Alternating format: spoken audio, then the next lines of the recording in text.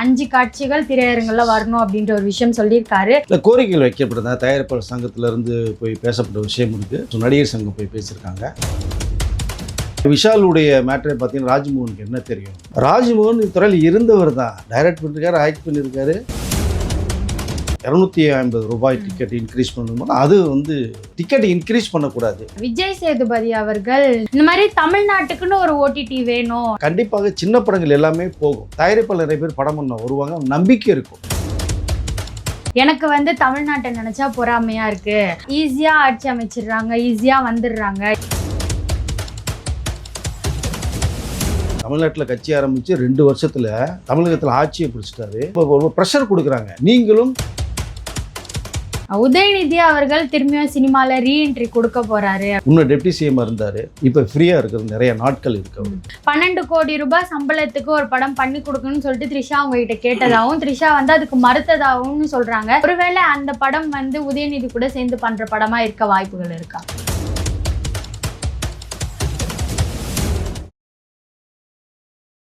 காந்தம் மீடியா நேயர்களுக்கு வணக்கம். நான் உங்கள் விஜயாஸ்மின். இன்னைக்கு நம்ம கூட சீனியர் ஜெர்னலிஸ்ட் வெங்கி சார் அவர்கள் தான் இருக்காரு. வணக்கம் சார். வணக்கம். எப்படி சார் இருக்கீங்க? நல்லா. விஜய் அவர்கள் ஆட்சி தொடங்கி அரசியலுக்கு இப்போ முதலமைச்சராகி சினிமாக்காக ஏதாச்சும் பண்ணுவாரான்னு பேசும்போது இப்போ திடீர்னு ஒரு விஷயத்துக்கு அனுமதி கொடுத்துருக்காரு. வாரத்தில் 7 நாள் 5 காட்சிகள் திரையரங்குல வரணும் அப்படின்ற ஒரு விஷயம் சொல்லியிருக்காரு. எதனால இந்த ஒரு திடீர் ஒரு விஷயம், இல்லை யாராச்சும் இதுக்கு கோரிக்கை வச்சாங்களா? எதனால திடீர்னு இந்த முடிவை எடுத்திருக்காரு? இல்லை கோரிக்கைகள் வைக்கப்பட்டதா தயாரிப்பாளர் சங்கத்தில் இருந்து போய் பேசப்பட்ட விஷயம் இருக்குது. அப்புறம் நடிகர் சங்கம் போய் பேசியிருக்காங்க. இன்னும் நிறைய சிறப்பான விஷயங்கள் தமிழ் திரையுலகத்திற்கு முதலமைச்சர் விஜய் அவர்கள் செய்ய போகிறாங்க. அந்த பிரிவு அமைச்சர் ராஜ்மோகன் அவர்களும் செய்ய போகிறாங்க. ஏன்னா விஷாலுடைய மேட்டரை பார்த்தீங்கன்னா ராஜ்மோகனுக்கு என்ன தெரியும்? அவர் இப்போ இந்த துறையை கொடுத்துருக்கீங்க அப்படின்னா, ராஜ்மோகன் இந்த துறையில் இருந்தவர் தான். டைரக்ட் பண்ணியிருக்காரு, ஆக்ட் பண்ணியிருக்காரு, ஒரு யூடியூப்பில் கண்டென்ட்டுக்கு கிரியேட்டராக இருந்திருக்காரு. இவ்வளோ விஷயங்கள் தெரிந்தவர், சிறந்த பேச்சாளர் வேறு. இதோட ஒரு மனிதனுக்கு அடிப்படை தேவை என்ன வேண்டும்? அந்த கலைத்துறைக்கு சம்மந்தப்பட்ட செய்தி பிரிவுக்கு இந்த அமைச்சர் தேவைங்கிற பட்சத்தில் விஜய் அவர்களுக்கு தெரியாதா? பட் அது விஷாலுக்கு உணர்வுங்க. தெரியாமல் ஏதோ ஒன்று பேசுகிறார். பட் இப்போ இந்த சிறப்பு காட்சி கொடுத்ததுக்கப்புறம் வாழ்த்துக்கள் வேறு சொல்லியிருக்காரு. பட் அவரும் அரசியலுக்கு வரணும்னு திரும்பி போனவர். வர முடியும். நிறைய நடிகர்கள் வரணும்னு ஸோ காணாம போன நிறைய பேர் இருக்காங்க. பட் இங்கே என்னென்னா டிக்கெட் உயர்த்தணும்னு சொன்னாங்க. 250 ரூபாய் டிக்கெட் இன்க்ரீஸ் பண்ணும்போது அது முதலமைச்சர் அக்செப்ட் பண்ணல. நான் மக்கள் மேலே சுமையை வைக்கிறதுக்கு விரும்பல. 250 ரூபா கொடுத்தா கவர்மெண்ட் மேலே ஒரு டேக்ஸ் வரும், அதெல்லாம். பட் இங்கே ஒரு பொழுதுபோக்கு. அது நீங்கள் கஷ்டப்பட்டு வேலை செய்கிறவங்க வாரத்துக்கு 1 நாள் 2 நாள் ஃபேமிலியோட ஜாலியாக படத்துக்கு போயிட்டு வரணும்னு நினைக்கிறவங்க இப்போவே 200 ரூபா டிக்கெட்டே நீங்கள் 4 பேர் போனால் 1000 ரூபா இல்லாமல் போயிட்டு வர முடியாது. அப்படி ஒரு சூழ்நிலை இருக்குது. மாலுக்கெல்லாம் போனீங்கன்னா, பைக் பார்க் போனீங்கன்னா 3 மணி நேரத்துக்கு 150 ரூபா வாங்கிடுவான். 220 ரூபா டிக்கெட்டு. பாப்கார்ன் காஃபி வாங்கினீங்கன்னா அது ஒரு 300 ரூபான்னு போட்டு ஒரு ஆள் போயிட்டு வரதுக்கு 600 ரூபாயிடும். அதுவே ஒரு சிக்கலில் இருக்குது. டிக்கெட் உயர்த்த முடியாதுன்னு சொல்கிறார். பட் அது நல்ல விஷயம், வரவேற்கத்தக்க விஷயம் அது. பட் ஆனால் என்ன சொல்லியிருக்காருன்னா, ஃபஸ்ட்டு 7 டேஸ்க்கு 5 காட்சிகள் நீங்கள் போட்டுங்க அப்படின்னு. அப்போ ஒரு காட்சி சிறப்பு வரும்போது 7 நாளைக்குன்னா 7 ஷோ உங்களுக்கு வருது. அப்போ நீங்கள் நல்ல படம், நல்ல விஷயத்த மக்கள் விரும்புகிற கொடுத்தீங்க அப்படின்னா ஷோ எல்லாமே ஃபுல்லாக உங்களுக்கு. 5 காட்சிங்கிற சாதாரண விஷயமா? ஸோ 7 × 5 எவ்வளோ ஆச்சு? 35 ஷோ நீங்கள் ஃபுல்லாக பண்ணாலே போதும் உங்களுக்கு. காசு எடுத்துகிட்டு போயிடலாம் நீங்கள். பட் அது உண்மையிலே சிறப்பாக நம்ம பார்க்கப்படுது. அது தவிர பார்த்தீங்க அப்படின்னா வாரத்துக்கு சனி ஞாயிறு கூட 5 காட்சி போடலான் இருக்கேன். அங்கேயும் ஒரு வசதி இருக்குது. இது தவிர சிட்டி தவிர அதை இன்க்ளூடிங் சிட்டியை வச்சுங்க. ஏதோ ஒரு ஃபங்க்ஷன், கோயில் திருவிழா வருது, அது வருது, ஊருக்குள்ளே ரொம்ப கூட்டம் நிறையா வருது, மக்கள் பொழுதுபோக்கம்னா அன்னைக்கு கூட நீங்கள் சிறப்பு காட்சியை நீங்கள் போட்டுங்க. 5 காட்சியை போட்டுங்கன்னு சொல்கிறேன். இதை விட என்ன பண்ண முடியும் நம்ம? ஸோ அதனால் இந்த டிக்கெட் இன்க்ரீஸ் பண்ணக்கூடாது அப்படிங்கிறனால தயாரிப்பாளருக்கு இந்த ஒரு விஷயத்தை கொடுத்துருக்காங்க.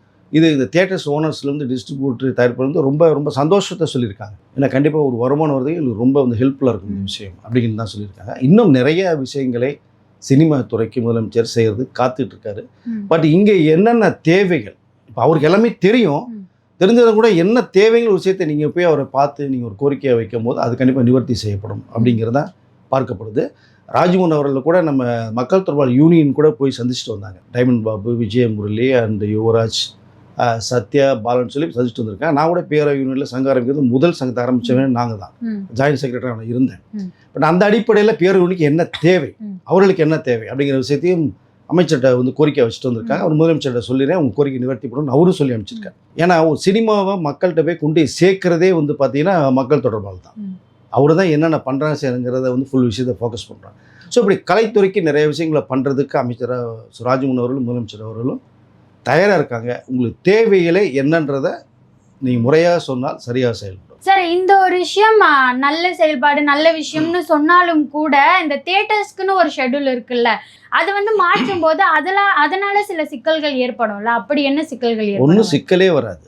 நீங்கள் முதல்ல பார்த்தீங்கன்னா வெள்ளிக்கிழமை மட்டும்தான் உங்களுக்கு புதுப்படமே ரிலீஸ் ஆகும். வெள்ளி சனி ஞாயிறு ம். 4 தியேட்டர் ரிலீஸ் ஆகும் முதல்ல. இன்றைக்கி வந்து 50 தியேட்டர் ரிலீஸ் ஆகுது சிட்டியில் இல்லையா? அப்போ முதல்ல வந்து 50 நாள் 100 நாள்ன்ற படமே ஓடிட்டுருக்கும். சில்வர் ஜூப்ளி 175 டேஸ் ஓடும். பட் இன்றைக்கி ஒரு 10 நாள் போகிறதே பெரிய விஷயமா இருக்குது. ஏன்னா தியேட்டர்ஸ் இன்க்ரீஸ் ஆகிருக்கு. ஒரு 600-700 தியேட்டர் போடுறாங்க. அப்போல்லாம் மிஞ்சி போனால் தமிழ்நாடு பூரா அதிகபட்சம் 100 தியேட்டர் போடுவாங்க. ஒவ்வொரு ஊர்லேயும் ஒரு தியேட்டர் ரிலீஸ் ஆகும். இன்றைக்கி ஒரு ஊரில் 10 தியேட்டர் இருக்குன்னா 10 தியேட்டர்லேயுமே விஜய் படமோ அஜித் படமோ சூர்யா படம் ரிலீஸ் ஆகுது. ரஜினி சார் படம் கமல் படம் ரிலீஸ் ஆகுது உங்களுக்கு. அப்போ இந்த வெள்ளி சனி ஞாயிறு ரிலீஸ் ஆன படங்கள் வந்து இப்போ என்ன பண்ணாங்கன்னா வெள்ளிக்கிழமை விட்டுட்டு வியாழக்கிழமையே ரிலீஸ் பண்ணுறாங்க. இதனால் பாதிப்புகள் எதுவுமே வராது. புதுப்படம் ரிலீஸ் ஆகும்போது அதை பார்ப்பதற்கு மக்களும் ரசிகர்களும் தயாராக இருக்காங்க. நீங்கள் நல்ல படங்களை கொடுத்தீங்கன்னா கண்டிப்பாக ஒரு வரவேற்பை பெறும். கருப்பு சூர்யாவுக்கு மிகப்பெரிய பிளாக் பஸ்டர் ஹிட் ஆச்சு உங்களுக்கு. அது படம் நல்லா இருக்குது, ஜாலியாக 2 டைம் கொடுத்து 200 ரூபாய்க்கு ஒரு துண்டு வர்றான். அதனால் படங்களை நீங்கள் கொடுங்க. அதனால் இந்த 5 காட்சிகள் போடுறதுனால ஏதாவது பாதிப்பு வருமா சொன்னால் ஒன்றுமே கிடையாது. நீங்கள் காலை காட்சி 9 மணி காட்சி தான் போட போகிறீங்க. நீங்கள் ஏற்கனவே 4 ஷோ இருக்குது, பெர் டே இருக்குது. அடிஷனலாக 5ஆவது ஷோ போட போகிறீங்க. அது 7 நாளைக்கு தானே உங்களுக்கு. அப்போ ஒரு தயாரிப்பாளர் வந்து நல்ல படத்தை கொடுத்தீங்கன்னா அடிஷனல் கலெக்ஷன் ஆகும் உங்களுக்கு. அது தயாரிப்பாளரை வாழ வைக்கக்கூடிய ஒரு விஷயமாக தான் இதை நான் பார்க்குறேன்.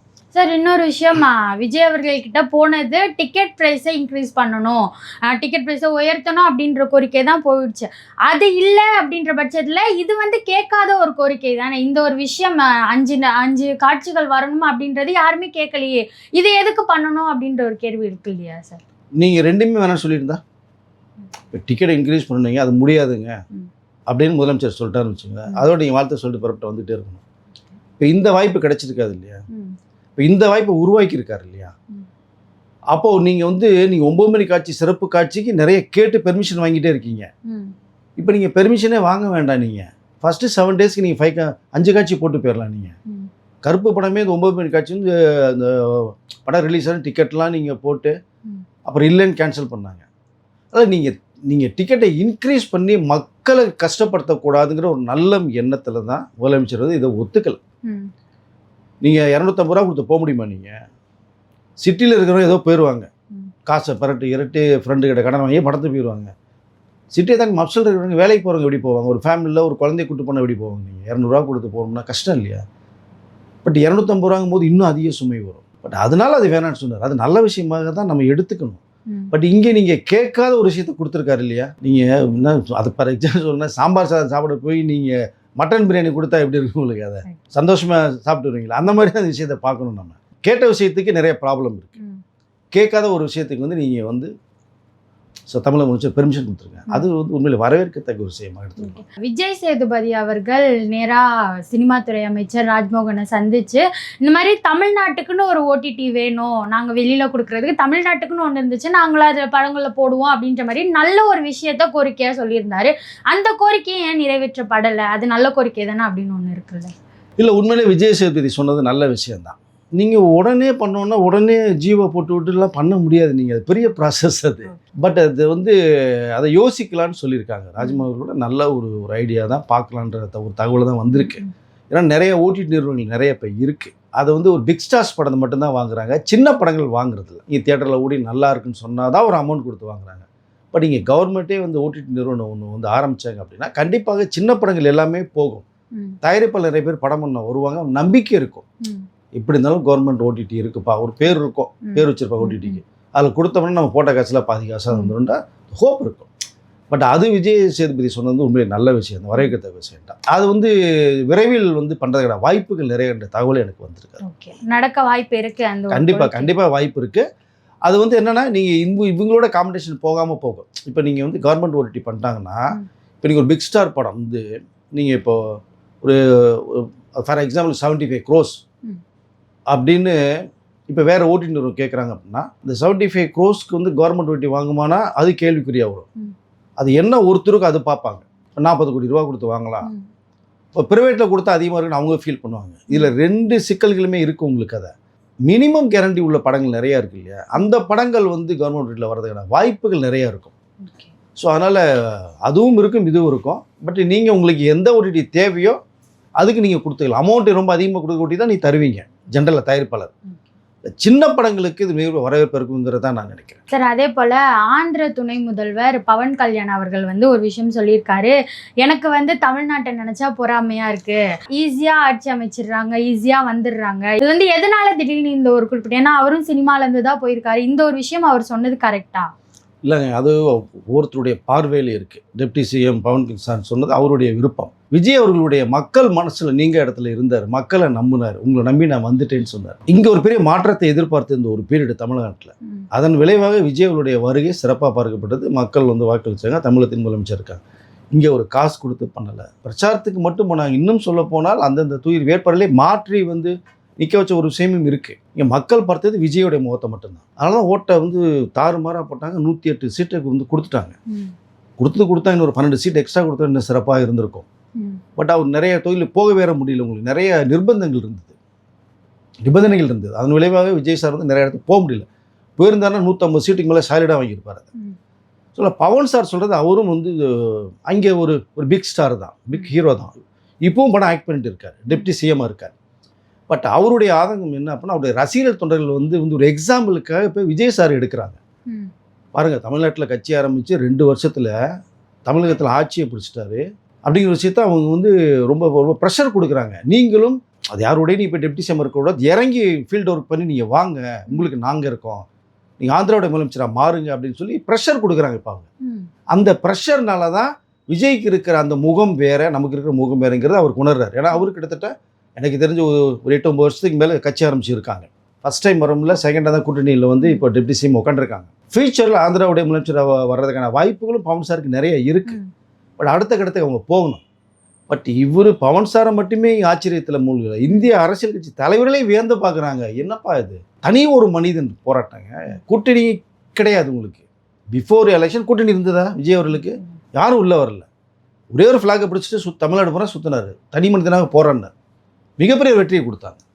அதனால் நம்ம கம்பேரிசன் வந்து நம்ம பண்ணலாம். பட் அவருடைய இது வந்து நம்ம 10 வருஷமாக கட்சி ஆரம்பித்து டெப்டி சிஎம்மாக இருக்கும், விஜய் அவர்கள் வந்து 2 வருஷத்தில் ஆரம்பித்து சிஎம் ஆகிட்டு வரும்போது அந்த ஒரு ஃபீல் இருக்கும். பட் அவருடைய வெளிப்பாடாக தான் நான் பார்க்குறேன். ஆனால் சார், அந்த ஒரு விஷயம் அவர் வந்து ஏதோ அதிர்ச்சியில் சொன்ன மாதிரிலாம் தெரியல. ஏன்னா கட் அவுட் வச்சா ஈஸியாக வந்துடலாம், சினிமா நடித்தா ஈஸியாக வந்துடலாம் அப்படின்ற ஒரு என்ன சொல்கிறது, ஒரு பொறாமை, ஒரு அந்த ஒரு விஷயத்து மூலமாக தான் அவர் வெளிப்படுத்திய மாதிரி தெரிகிறது. கட் அவுட் வச்சவங்க எல்லாமே சிஎம் ஆயிட முடியுமா? எத்தனை நடிகர்கள், தமிழ் நடிகர்கள் வந்து இந்த கட்சி ஆரம்பித்தாங்க, சிஎம் ஆனாங்களா? ஒரே ஒருத்தர் மட்டும்தான் ஆனாங்க, மக்களத்தில் எம்ஜிஆர் அவர்கள் ஆனாங்க. அவருடைய ஆதரவில் அடுத்த கட்சியினுடைய வளர்ப்பாக ஜெயலலிதா அம்மையார் வந்து முதலமைச்சர் ஆனாங்க. 2 பேர் தான் தமிழக அரசியல் வரலாற்றிலேயே முத்திரை பதித்தவர்கள். அவருக்கு அடுத்து நிறைய பேர் வந்தாங்க, முதலமைச்சர் சீட்டில் உட்கார முடியல. மக்கள் மனசில் இடம் பிடிக்கணுங்க. இங்கே பேனர் வச்சா போதுமா? நீங்கள் அவரெல்லாம் பேனர் வச்சாங்க, ஸோ வர முடிஞ்சதா? இவர் எதுவுமே வைக்கலை. ஒரு புது அரசியலை உருவாக்கியிருக்கார். இளைஞர்களுக்கும் இந்த ஜென்சி 2K கிட்ஸுக்கும் புதிய அரசியல் உருவாக்கியிருக்கார். இன்றைக்கி நீங்கள் கிட்டத்தட்ட எல்லா சோஷியல் மீடியாவிலும் நீங்கள் மொபைலில் பார்த்தீங்கன்னா அரசியல் நிறுவனத்தை தான் பார்த்துட்டு இருக்காங்க. நான் திருமணம் பக்கம்லாம் வந்து விஜய் அவர்கள் என்ன பண்ணுறாங்க, இங்கே போகிறாங்க, அங்கே வராங்க, இங்கே செய்கிறாங்க, அந்த நிகழ்ச்சி பார்க்கணும். வேறு என்டர்டெயின்மெண்ட்டில் போக விரும்பலை அவங்க. இந்த அரசியலை உருவாக்கிறது எவ்வளோ பெரிய விஷயம் உங்களுக்கு. அதை ஒவ்வொரு ஜென்ரேஷன் மாறும் போது அரசியல் மாறும். நீங்கள் பழைய அரசியல்லாம் நீங்கள் விட்டுருங்க, மறந்துடுங்க. அந்த அரசியலுக்குள்ளனா இப்போ இருக்கிற கிட்ஸ் யாருமே உள்ளே போக மாட்டாங்க, விரும்ப மாட்டாங்க. புது அரசியல் உருவாக்கியிருக்கார், புரிய வச்சுருக்கார், பேச வச்சுருக்கார். அதனால் பேனர் வச்சவங்க எல்லாமே தமிழகத்தின் முதலமைச்சரில் எந்த மாநிலத்தின் முதலமைச்சரும் ரொம்ப கஷ்டம்தான். பட் மக்கள் மனதில் இடம் பிடிக்கணும். எம்ஜிஆர் அவர்கள் இடம் பிடிச்சாங்க, அதற்கு அடுத்து எனக்கு தெரிந்து விஜய் அவர்கள் தான் மக்கள் இடம் பிடிச்சிருக்காங்க. அதன் விளைவாக மக்கள் உட்கார வச்சுருக்காங்க. உதயநிதி அவர்கள் திரும்பியும் சினிமாவில் ரீஎன்ட்ரி கொடுக்க போகிறாரு அப்படின்ற தகவல்லாம் வெளியில் வந்துட்டு இருக்கு. இல்லை, எனக்கும் இந்த தகவல் வந்தது, நாளை கேள்விப்பட்டேன். ஏன்னா இப்போ எதிர்க்கட்சி தலைவராக தான் இருக்கார். இப்போ சட்டசபை கூடும்போது மட்டும்தான் சட்டசபை போவாங்க, கேள்விகள் கேட்பாங்க ஆளுங்கட்சியை. பட் அதற்கு பிறகு இருக்கிற நாட்கள், ஸோ இந்த மற்ற தொண்டர்களோட அரசியல் படி அப்புறம் சுற்றுப்பயணம், இப்போ ஏன் தோல்வியில் சந்தித்தோம் அதனுடைய விளக்கம் என்னன்னு கேட்டுட்டு அந்த பிரச்சாரத்துக்கு இந்த இதுக்கு இப்போ மீட்டிங் பண்ணி போயிட்டுருக்காரு. இப்போ பட் அந்த ஃப்ரீ டைம் நிறையா இருக்கும் இப்போ அவருக்கு. இன்னும் டெப்டி சிஎம்மாக இருந்தார், பிஸியாக இருந்தாங்க, சினிமாவில் பண்ணலை. இப்போ ஃப்ரீயாக இருக்கிறது நிறைய நாட்கள் இருக்குது அவருக்கு. அதன் விளைவாக சினிமாவில் நடிக்கலாம் அப்படிங்கிற ஒரு தாட்ஸ் வந்துருக்கிறதா எனக்கு ஒரு தகவல் வந்தது. வரட்டும், ஒன்றும் தப்பு இல்லைங்க. சினிமாவும் அரசியலும் நம்மளுடைய தமிழகத்தின் 2 கண்கள். நீங்கள் அதை பிரிக்கவே முடியாது. சினிமா அரசியல் பிரிக்கவே முடியாது. நீங்கள் வேணும்னா சொல்லலாம், சினிமா நடிகை கூத்தாடின்னு சொல்லலாம், அதெல்லாம் சும்மா பேசுகிறது தான். பட் சினிமாங்கிறது வந்து பெரிய ஒரு மாஸ் உங்களுக்கு அதை தமிழகத்தில். ஸோ அதை வந்து மாற்றம் யாருமே நினைக்க முடியாது. அந்த மாசின் விளைவாக தான் இன்றைக்கி மிகப்பெரிய பிரபலமான விஜய் அவர்கள் நிறைய விஷயங்களை பேசி முதலமைச்சர் வந்தாங்க. அதனால் இந்த உதயநிதி அவர்களும் சினிமா நடிக்கிறதுக்கான விஷயங்கள் இருக்கிற தவிர்த்து பட் இன்னும் ஃபைனலைஸ் ஆகலை. ஏன்னா அவருக்கு ரெட் ஜெயண்ட் பேனர் இருக்குது. வெளி பேனர் கொடுக்காத விட அவர் பேனரில் பண்ணிட்டு வருஷத்துக்கு 3 படம் பண்ணிட்டு போயிடலாம் சால்ட்டாக, பெரிய பட்ஜெட்லேயே பண்ணலாம். அதெல்லாம் நடிக்க வருது ஒன்றும், பட் அவர் ஆல்ரெடி வந்து ஹீரோ தானேங்க. அவர் நிறைய படங்கள் பண்ணியிருக்கார். இல்லை வரட்டும், ஸோ வந்தால் சந்தோஷம் தான். அதன் மூலம் நிறைய விஷயங்கள் கருத்துக்களை சொல்ல விரும்புவார். சார் இன்னொரு விஷயம், ரெட் ஜெயண்ட் மூலயமா த்ரிஷா அவங்களுக்கு ஒரு அழைப்பு போயிருக்கு. 12 கோடி ரூபாய் சம்பளத்துக்கு ஒரு படம் பண்ணி கொடுக்கணும்னு சொல்லிட்டு த்ரிஷா அவங்ககிட்ட கேட்டதாகவும் த்ரிஷா வந்து அதுக்கு மறுத்ததாகவும் சொல்றாங்க. இது எந்த அளவுக்கு உண்மை? ஒருவேளை அந்த படம் வந்து உதயநிதி கூட சேர்ந்து பண்ற படமா இருக்க வாய்ப்புகள் இருக்கா? இல்லை, ஒரு தயாரிப்பு நிறுவனம் ஒரு ஹீரோவையோ வந்து ஹீரோயினையோ மியூசிக் டெக்னீஷியனோ டைரக்டரோ ஃபிக்ஸ் பண்ணுறது அவங்க தான். அதனால் எந்த நடிகை வேணாலும் அவங்க கூப்பிடலாம். அந்த நடிகை அவர்கள் போய் ரெட் ஜெயண்ட் பேலன்ஸில் உங்களுடன் பண்ணணுமா என்னங்கிறது அவங்களோட டெசிஷன். அழைப்பு வரும், இந்த ஸ்கிரிப்டுக்கு இவங்க நயன்தாரா நல்லாயிருக்கும், இல்லை த்ரிஷா நல்லாயிருக்கும் அப்படிங்கிற அளவுக்கு ஒரு ஐடியா பண்ணி வைப்பாங்க. அப்போ கூப்பிடுவாங்க. கூப்பிடும்போது அந்த டேட்ஸ் அவர்கிட்ட கிடைக்கல அப்படின்னா சம்பளம் வந்து ஆட்டோமேட்டிக்காக உயரும். எப்படியா டேட்ஸை வாங்கணுங்கிற அளவுக்கு. இப்போ 5 கோடி ரூபா வாங்குறாங்க, 6 கோடி ரூபா த்ரிஷா வாங்குறாங்கன்னா 10 கோடி தர்றேன், உங்கள் டேட்ஸை மட்டும் கொடுங்கன்னு சொல்கிறது வாய்ப்பு நிறையா இருக்கும். அது நிறைய ஹீரோக்களுக்கும் ஹீரோயின் சம்பளம் ஏறுறதே தயார் பண்ணால தான். அந்த அழைப்பு போயிருக்கான்றது எனக்கு தகவல் வரல, கேள்விப்பட்டேன், பட் கன்ஃபர்மேஷன் தெரியல. ரெட் ஜெயண்டில் த்ரிஷா பண்ணுறது பண்ணாது அவங்களுடைய சொந்த விருப்பம். அதனால் சம்பளம் வந்து 12 கோடி இல்லை 15 கோடி கொடுக்குறேன்னு சொன்னாலும் அவர்கள் ஓகேனா வாங்கிட்டு படம் பண்ண தான் செய்வாங்க. அவங்க ஹீரோயின் தானே, யாரோட வேணாலும் நடிக்கலாம், எந்த பண்ணி நடிக்கலாம். பட் இறுதி முடிவு அவங்ககிட்ட தான் இருக்குது, பண்ணுவாங்களா பண்ண. சினிமா சம்மந்தப்பட்டு நிறைய விஷயங்களை பகிர்ந்ததுக்கு நன்றி. நன்றி.